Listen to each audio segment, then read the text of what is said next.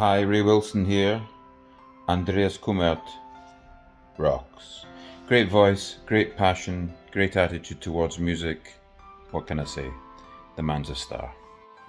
I grew up in a small town in Lower Franconia, Germany, pretty much away from where huge personalities spark. My parents were hardworking middle class people. The first thing about music I learned in my early childhood while I was listening to my father playing the trumpet. He's one of the greatest musicians I've ever heard. I also had access to his record collection, which contained everything from Neil Young, the Eagles, to Black Sabbath. When I was a teenager, this town was the place in Bavaria with the biggest amount of criminal activities. There were gang fights, heroin, and other stuff going around. You either pull yourself out of it and make it your own way, or you would drown. There was really not much in between. Most of my teenage days I spent in the basement, listening to music and teaching myself playing the guitar. The only instrument I have real education in is the drums. There were periods of my life in which I came home from school, dropped my bags, threw myself behind the drums, and played for hours. I've played to records like Life at Leeds by The Who, Life Like a Suicide by Guns N' Roses, and so on. Sometimes I would sweat that much that I needed to change clothes. I was pretending playing full-on rock and roll shows. It gave me a matter. Later on, when I learned the guitar by ear, I had the most fun playing to blues records and drink big amounts of beer. My parents had beer in the house all the time, so it was easy for me to reach out and sneak me into an alcoholized trance. My first money I earned being a musician was by playing the drums in a marching band that pretty much played military stuff to the fullest. I was around 10 when I joined them, and I lost interest when I was 13 years old. I kind of was the weird loner. Most of my days I spent in company, but on my own, having headphones on, never really interested in all the teenage gossip going around. I would never leave the house without my worn up acoustic guitar. It was my only shield to the world. My first success I had with a band I formed with people around the fur.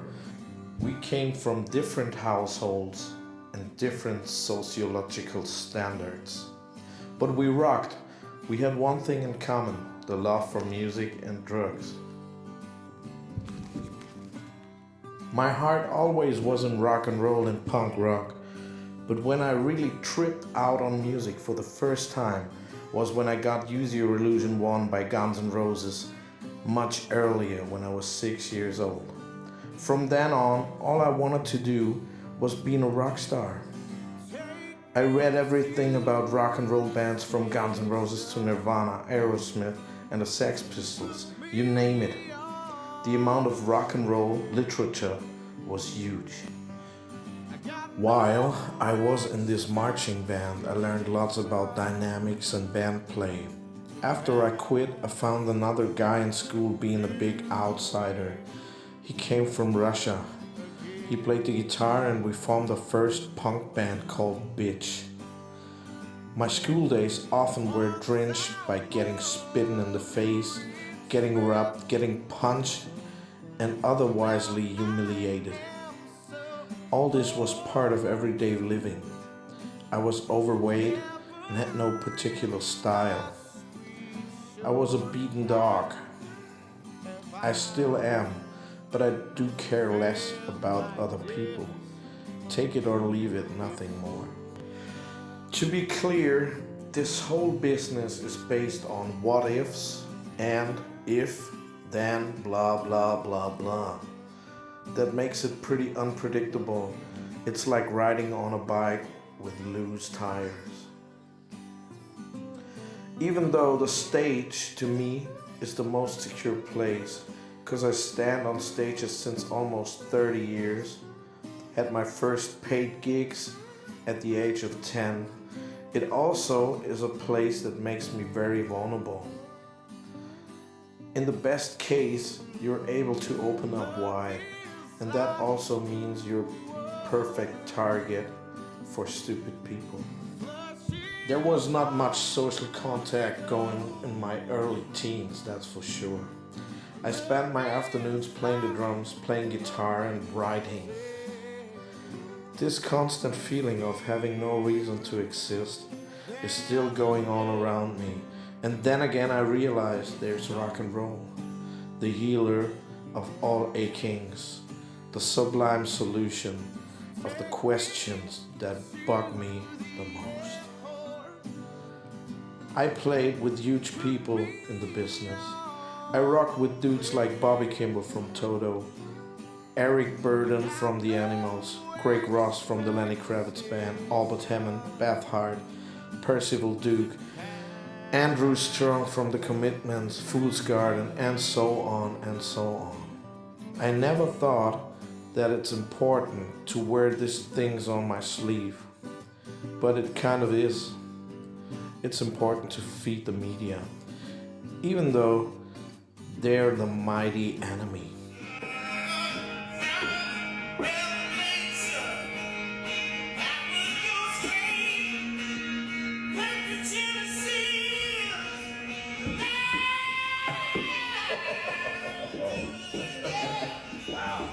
Yes.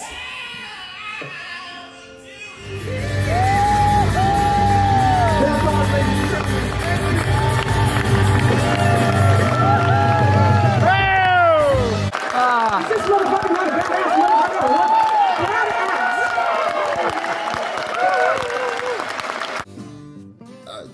It's not that I'm talking bad about other singers. It's just because there's so many good ones. There's so many good ones. I mean, there's so many great voices, and those voices have grandmothers who have great voices, and aunts who have great voices, and kids who have great voices, and just everybody's got a great voice these days, and it means fuck all to me. It means nothing. You can do every trick, every goddamn trick in the book, and it still means nothing to someone like me. The only thing that means something to me is honesty. When you are coming from a place of you're just completely bare, and there's very few singers these days who do that. But as long as there's a singer in front of it who's giving it like Andreas does, then I'm there. And having become friends with him in the last couple of years, or in the last few years, he's exactly what he shows. When somebody lets go, closes their eyes and tilts their heads back and they're gone, they're giving. And he gives, and I'm very proud to know him. I'm very happy when I listen to his music. It's a heavy and dirty ride trying to make it big without selling your soul and face to the media. Huge record companies want to sell the trivial pop song, the radio-friendly nonsense of a cleared-out Scientology musical engagement experience. I know that I'm one of the greatest rock singers and musicians in this whole world. It's frustrating getting sorted out because you don't fit the big picture. But hey, here's my attitude. You'll get it or you don't. The music that I'm writing, playing and living, some call it rock and roll or whatever, could never exist without traumatic episodes in my life. And all these people trying to hurt me are the fuel for good poetry and music. In the last 20 years, I got successfully overlooked. In my case, I feel that there's no separation between the person on stage and the person I am in private. I am the goofy, very vulnerable guy, not very predictable, sometimes mad and dangerous, Most bands nowadays are pretty much into the idea of serving and doing it for the money only. Sometimes I think it's necessary to die to become famous in this business. To fit in is the absolute goal when you're talented. I guess that's why I don't shoot any goals. I write poetry and music for like all my life. There's no related memory on times in that I didn't collect street tragedy and emulate it into lyrics and little pictures in my head. It's all about that. It's about something you dig. I dig tragedy and pain big time. Whether it's some childhood traumatizing events or it's just my character, I fall for emotions. But these days, people get famous for no particular founded reason. And yet, I know that I could sing and play off 75% of the great rock stars out there. I'm not arrogant at all. I just know what I can do. I know how I work, and I'm pretty good at doing what I do. He's nervous as hell. You nervous? I'm fucking nervous, man. Buddy, you sang so great before we played. How can you get nervous? But I don't fit into this game of fame.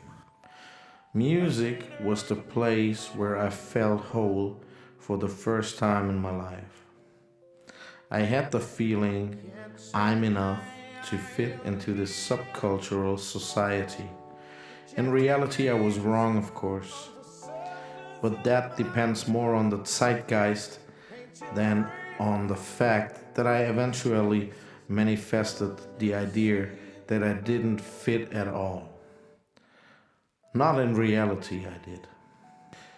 Catching up to this thing called show business implicates the idea that this is not real. But in my case, it is. Yes, I do believe in all these stories, from the Sunset Strip or Leeds, Soho, or wherever. If I hear somebody say the Continental Hyatt, all that pops up in my head is Led Zeppelin, the Rolling Stones, etc. I know that at least 50% of my anti-star existence is based on the way I do look. But the people back then had the chance to look the way they wanted to look. Their success was the hard work and the great songs and stage presence. Do I have charisma? I do believe I have. Do I write good songs? Yes, I do. Am I great at what I'm doing? Yes, I am. Why the hell is it so hard then to make it big? One of the biggest problems is that people are afraid of getting faced with reality. I'm too real to make it big. I say what I want to say. I look what I want to look, and I sing and play how I want to. I'm on stage for almost 30 years now, and there never was a separation between the guy on stage and the guy I am in private. What separates the boys from the men is the possibility to express yourself on any possible gain of being alive. In all these years of ups and downs, I had something that nobody could take away from me. People tried to kill it, but it's strong and pure. It's my mojo, my soul. All them stars can make millions and millions of dough. They can look good and do Coca-Cola commercials, but they will never deliver a feeling through the ether as I do. In the darkest and most joyless times of my life, there was always a story of a rock and roll star that pulled me through. There are many people saying that it's just a business and all of it is staged, but there's a true believer inside of me. A real, rare source of power that makes me know that this kind of subculture comes from people who were struggling in life, people who survived in the depths of hell, outsiders. And if you're listening to the great rock and roll records, you will know that it's real. You cannot make up stuff like this. Pulling trigger, dead. Fevered dreams are tender. Yes, sir, I surrender.